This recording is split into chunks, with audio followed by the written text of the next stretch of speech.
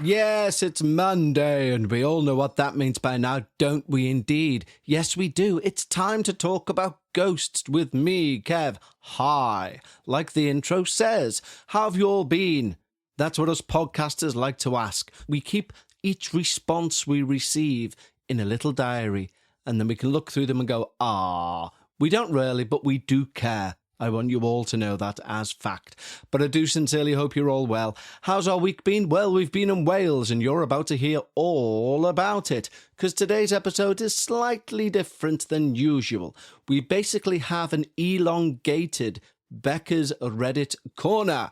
And the reason for that is, well, we had such a lovely time away. We wanted to discuss that, but we also want to discuss the paranormal within Reddit, with the story we found, and also talk about a few weird things that have gone on over the last few days. Or have they been weird at all? According to me, yes. According to Bekah, no. Therefore, we thought you'd like to hear that discussion/argument.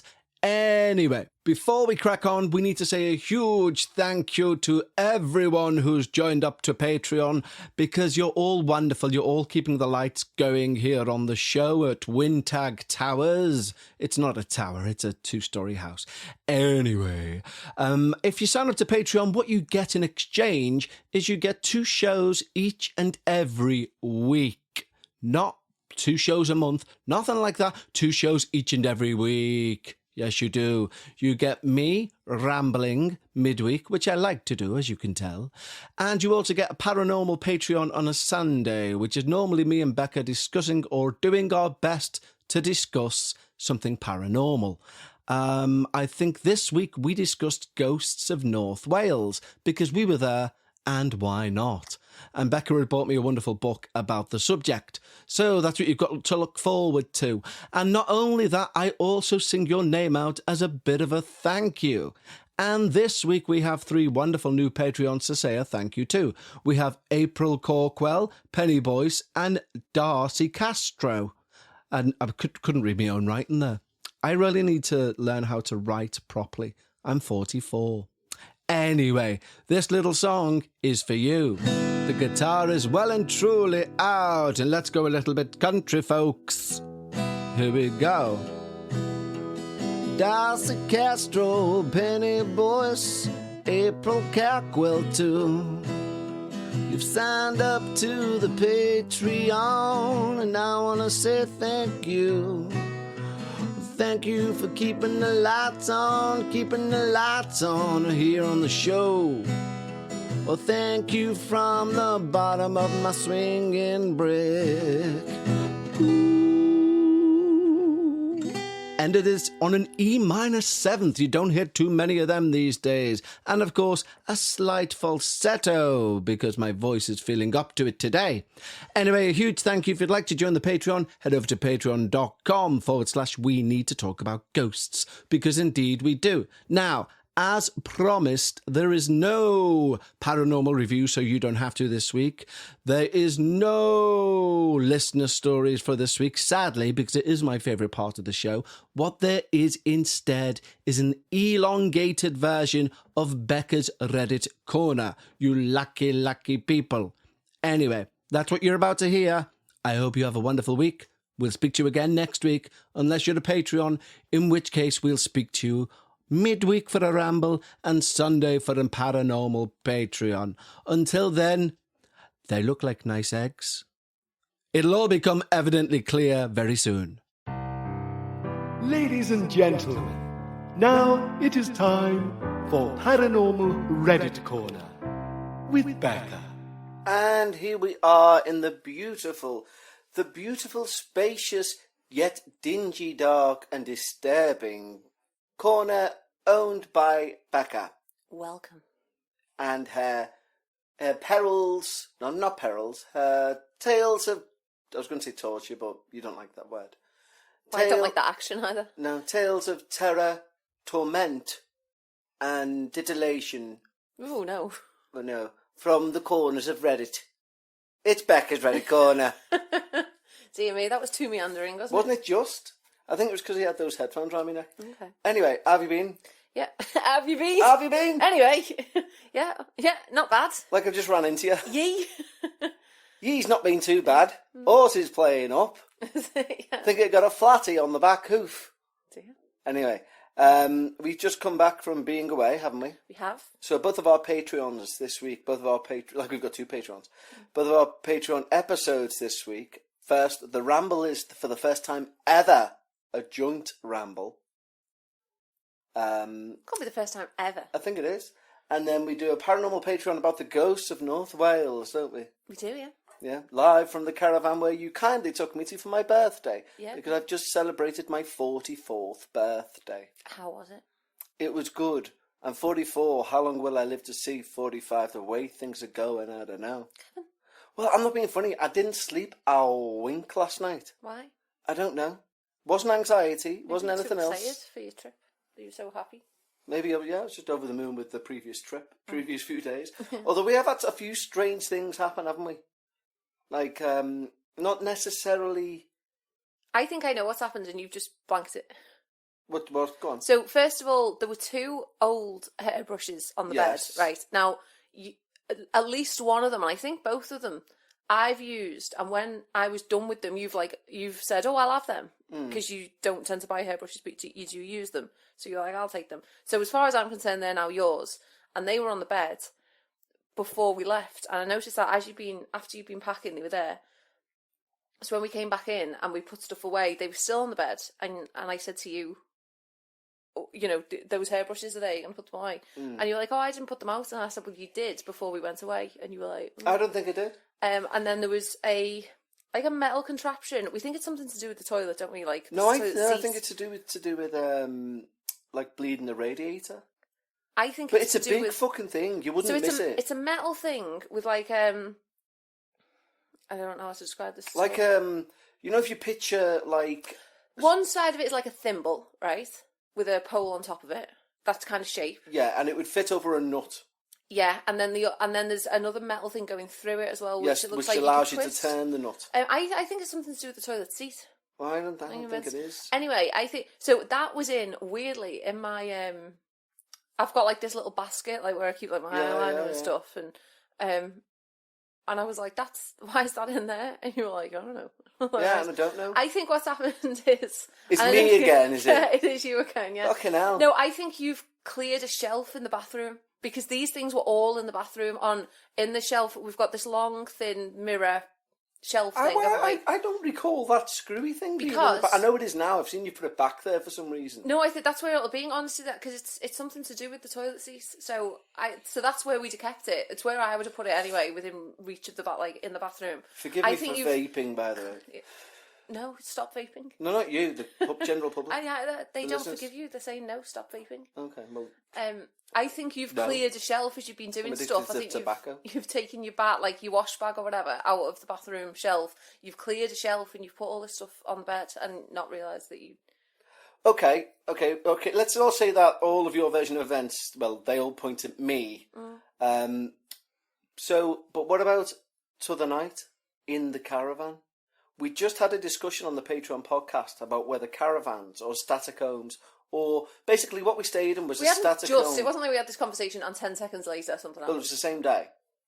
Anyway, where we stayed, they're called caravans, but they're not really caravans. Like we were saying this on the episode. I envisage a caravan to be something you attach to the back of a car. Yeah, like very small, very tight. Very tight, yeah, very 80s, and you drive it wherever you want to go and you sleep in it. Yeah. Where these are more static homes. They're more what I believe Americans would call trailers.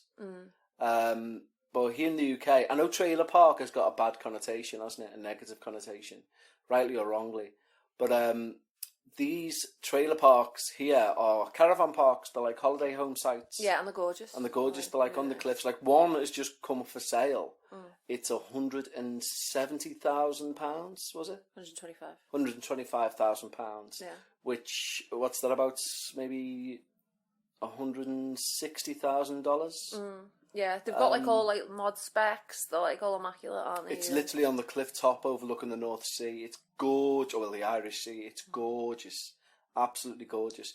But my point being, we were discussing whether, because they're not made of like brick and stone, whether they could be haunted. And now we've received ghost stories in the past from people who've had haunted trailers in the US. Mm.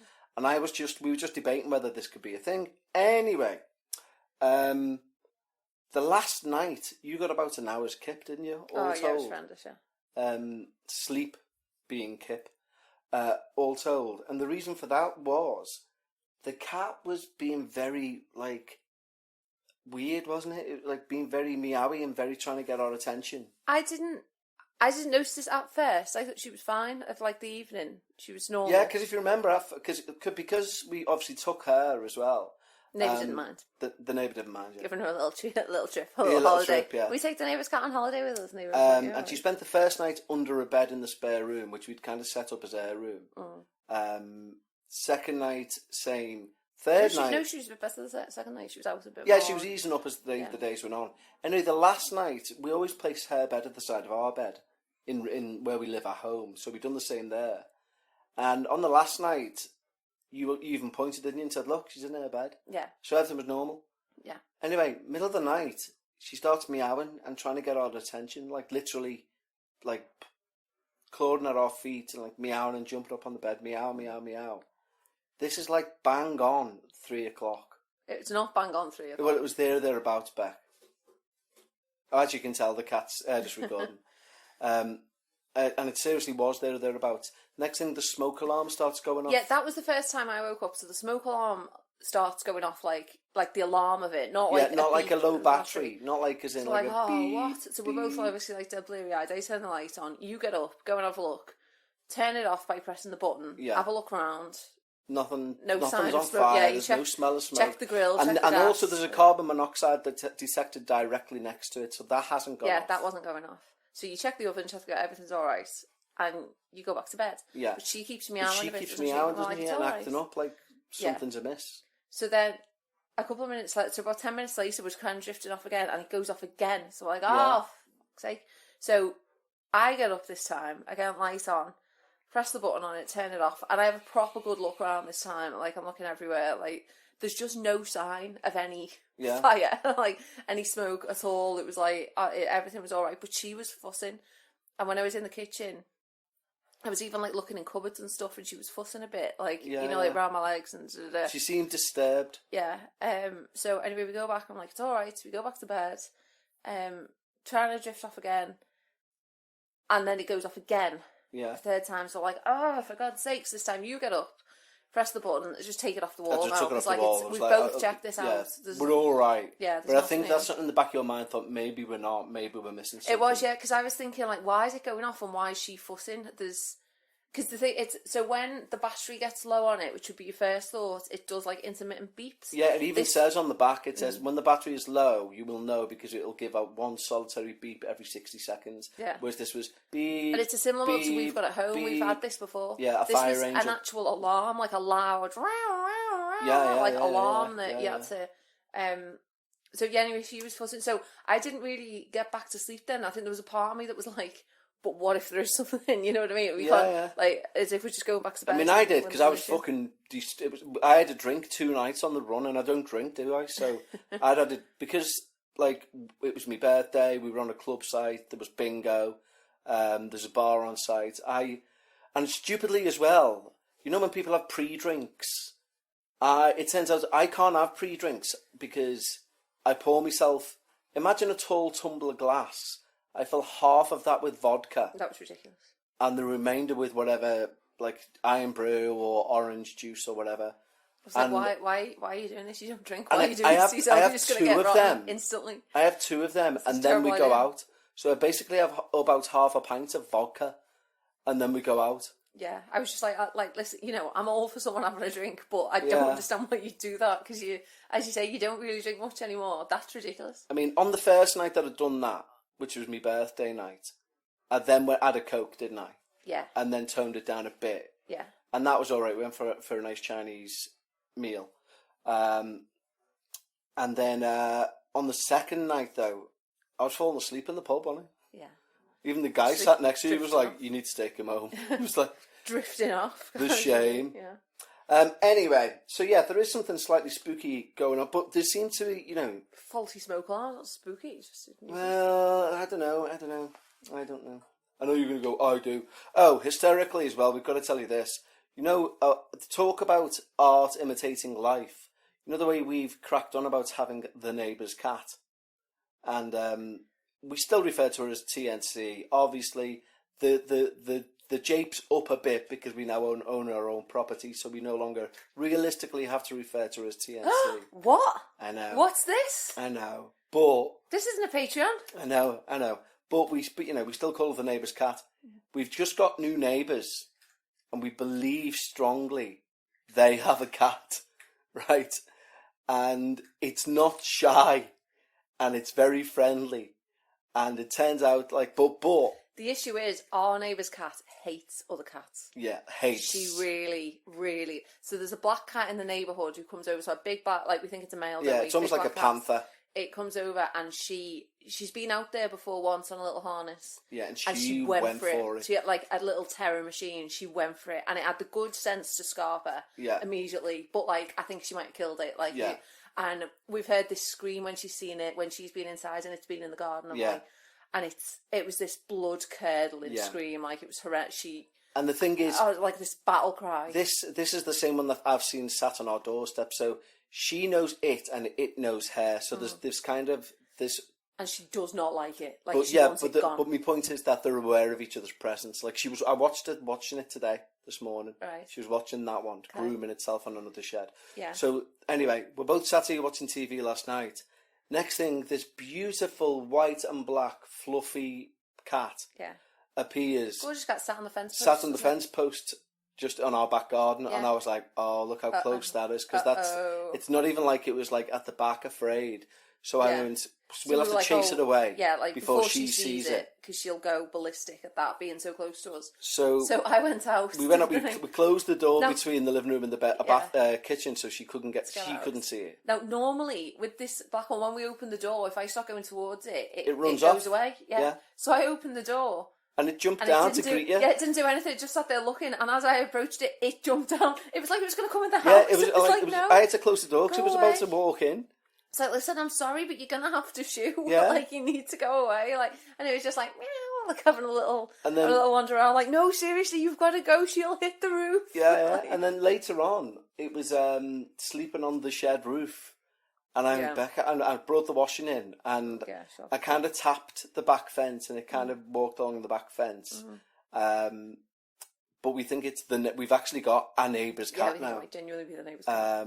So we're unsure what to do. It's got a small face, so we're calling it Small Face. Yeah, until we learn its name. Yeah. But it's a problem because she hasn't seen it yet. It was so funny, wasn't it? It was we were locked in the kitchen because it was in the garden, and we were like, look, it's on. If it lives there, it's on its own fence post. The one between ours. You can't.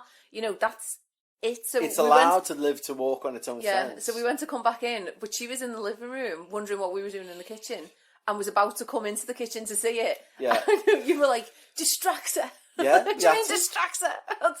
So as I tried to stop her getting in the kitchen, I was like, party in the living room, come on.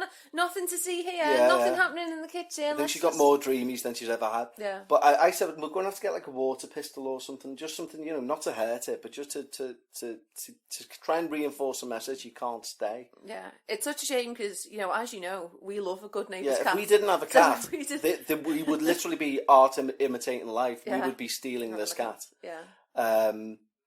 But yeah, it was a really. We are now in the situation where we have a neighbour's cat, which is a jolly turnaround for the books. Well, it was funny as well when we were away. So this is the last thing on cats. Yeah. But she gets of a night. She gets in a new place. She gets a bit zoomies, doesn't she? Yeah, I think it's like an alertness thing because she's not sure where she is and she's running around. Which it's fine. It's like natural behaviour. But there's above the bed in the caravan is like a shelf where there's cupboards either side of it and a tall shelf where you just put ornaments or whatever, and I could see her eyeing it up and in the night what she would do is leap up onto it, so it's directly above us, directly above our heads, and it's a big jump. You know, It's a big jump, yeah. It's about onto 5 foot. Yeah, but when you're asleep, she'd then jump back down onto your chest. Now, I don't know if you've ever been woken up by a flying cat hitting your chest from height. Yeah, even a small cat. It's quite a shock. Yeah. It's like, Jesus. And at one point, I could see her, because she'd woken us up by the flying, like, hurtling down onto the chest. Yeah. So I woke up with a real start, like, oh my God, what the hell? And afterwards, I could see her eyeing it up again, and I was like, no, like, it's too high. But it's like, don't be going up there. And then one point she came over on my chest and was getting chest snuggles, as she does a lot of nights. And then suddenly out of nowhere, from literally a standing jump, boom, she's up there again. Yeah, I was like, God. And we also, final thing on my little birthday extravaganza trip, I got loads of lovely presents, and the trip was a nice I'm from Bekah too. Got a signed Michael Palin book, didn't I? Which was good, The Python Years, which is I'm very impressed with.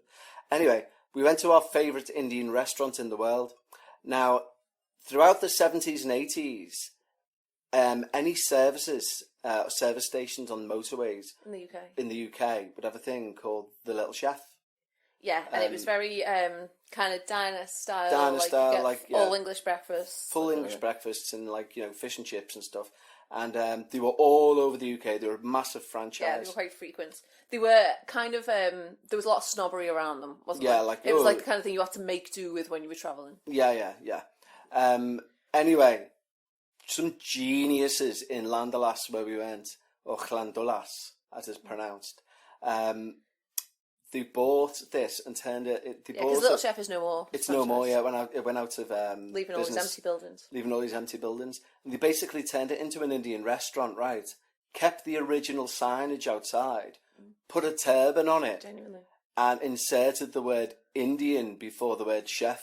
So it was called the Little Indian Chef. And it's the best thing ever. Brilliant. But it's absolutely fucking gorgeous. Yeah, it's lovely. Yeah, really nice. Talk about an absolute amazing use of signage. It's a real difference as well, because from the outside, obviously, it looks like the Little Indian Chef, and it's this looks like the service station it's thing. It's the same thing. But then you go inside and it's beautiful, and the service was fantastic, wasn't it? The food was really good. If you're ever great time. If you're ever heading on the A55 towards Llandudno, pull into Llandalas and go to the Little Indian Chef just to see the sign. It's fucking amazing.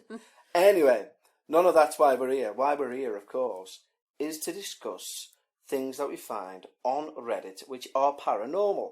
And I found this, which is only 6 hours old. Over to you. Thank you. Welcome to Reddit Corner with Bekah. Thank you. The title of this story is Dark Ride. Ooh. Let's begin. This is my account of the only real scary occurrence in my life. That's nice. What a sheltered life. That sounds lovely. Yeah. Only been scared once. Nice. Good point, yeah. My God. Boom. Nope. No. Boom. Nope. It was mid-October 1992. So they've gone for 20 years without being scared. Fucking hell. Where do they live? You need to move there. No. What do you have for cereal? Xanax? 1992. I was riding home on my motorcycle from seeing some friends. It was late in the evening / early morning hours of that chilly fall weekend in Central California. I had made my turn off of the county freeway onto a less than well-lit county road. I remember that the road ahead was deserted, no headlights coming towards me, nor any taillights in my rearview mirrors. The road was encompassed with large walnut groves on each side. The huge trees and land swallowed the distance ahead in complete darkness. Getting a bit poetic there. Yeah. It always strikes me as a little bit of a maybe a lie when it starts to say things like, and I gripped the plastic implement which would forever put my words of pain upon the page, instead of saying, I grabbed a pen. You done? Yes. I was clipping along at about 50 miles per hour when my eyes caught the jogger up ahead of me on my right side. My mind quickly thought, how odd, wondering why someone would be out here, jogging at this time of year, at this hour of the night. As I approached him, I gradually moved to the middle of the road to give the jogger space. I touched on my bright so he'd see me approaching. Now, understand this. At first, in my mind, there was nothing out of the ordinary, other than the timing of the situation. A hooded runner, heather grey sweats, a figure about 6 foot tall, jogging along the shoulder of a deserted country road at midnight in October. As I approached him, at a safe distance of maybe 100 feet away, bright headlight blazing, I saw him, or should I say it, stumble. I fully expected the figure to fall, sprawling face down into the ploughed dirt, but it didn't. It did fall to the ground, on all fours, but very quickly and with amazing agility, it began running, like an animal, on all fours, like a wild animal. Skinwalker. Mind you, I was riding at a regular speed at this point, maybe 55 miles per hour, but the hooded human form that I watched become a hooded animal was keeping pace with me for a moment. Then, Hold on, I thought he was approaching it. Yeah, so he's come from behind. It stumbled and fell. He's come from behind, okay. Yeah, okay. It was in front of him, wasn't it? Right, okay. It was keeping pace with me for a moment. Then, as if it sensed that it had been discovered, it sped off to its right into the pitch-black walnut grove. My blood ran cold. I downshifted out of instinct and throttled hard. I was gone. All I can think of at that split second was that thing, that animal, might suddenly pop up in my rearview mirror with some horrific and maniacal grimaced face right before ending me. Before I knew it, I was 5 miles down that road and my speedometer read 100 miles per hour. Just before I made my final right turn towards home, I brought my courage up to look into the rearview. Nothing. There was just pitch black behind me. Whatever it was gone. Shakenly, I made my last turn and didn't look back again until I pulled into my garage and closed the door.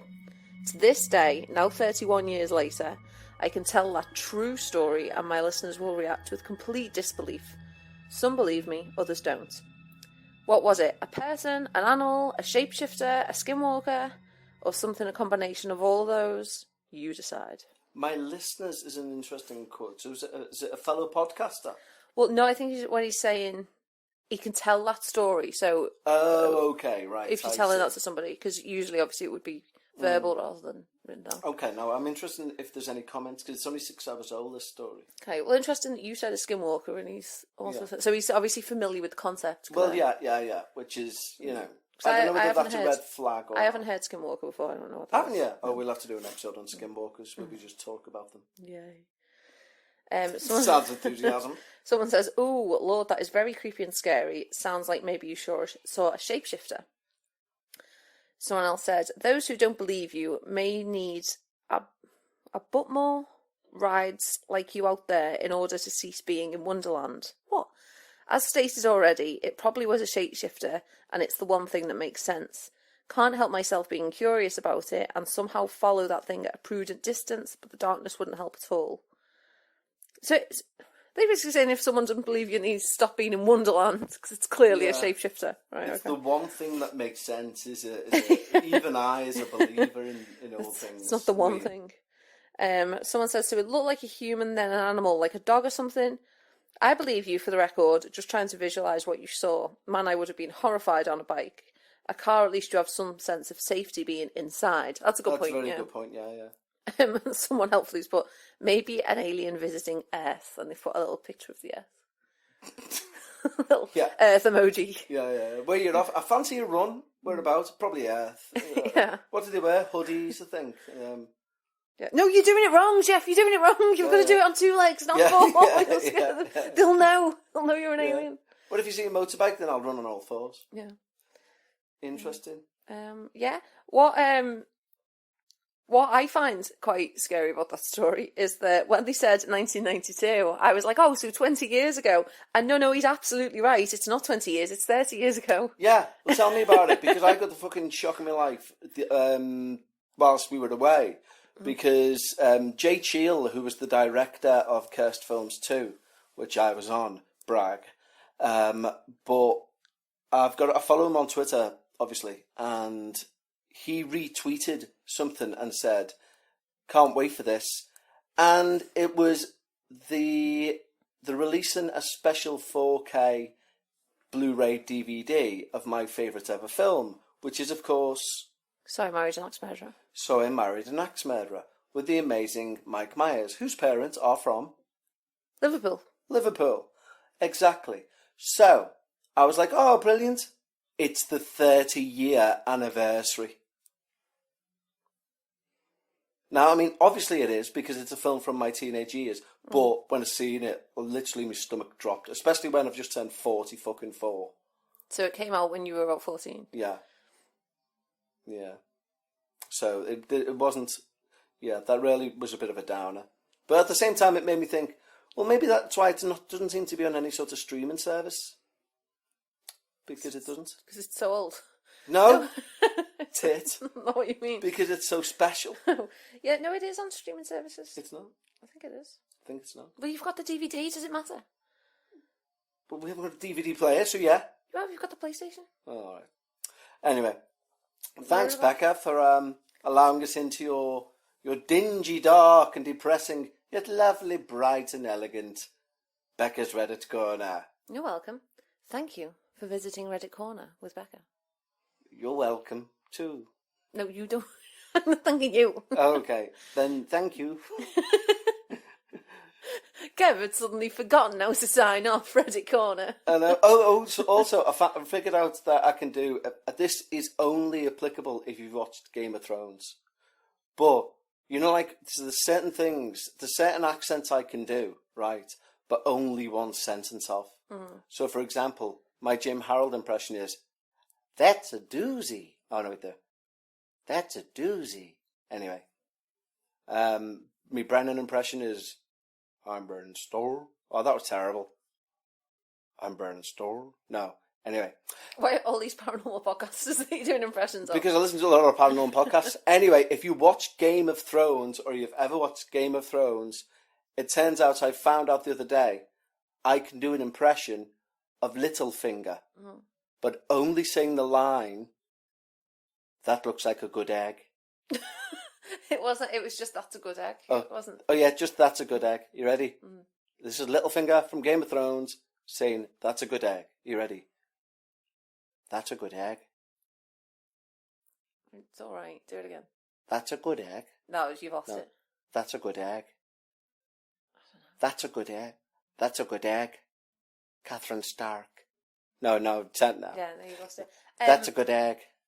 Anyway. I mean, how you got to know that that's the only sentence you can say in Littlefinger's voice remains a mystery, I think. Yeah, I sat there reading the Bible, page for page. Because that's not a quote from Game of Thrones in any way. No, it's not. No one mentions eggs. No. Well, there's a special unseen episode that I've seen where he's given an Easter egg. I was going to say like a perfectly yolky. No, he's given an Easter egg. Like by Podrick, and he goes, "That's a good egg." I don't think he's friends with Podrick. Well, he's in this episode, all right. Okay. Use your imagination. Fucking hell, Bekah. Honest to God. Way to ruin an impression. That's a good egg. Anyway, on that note, thanks for allowing us in again as we attempt to end this for the second time. You're welcome. Tatty bye. Bye, guys.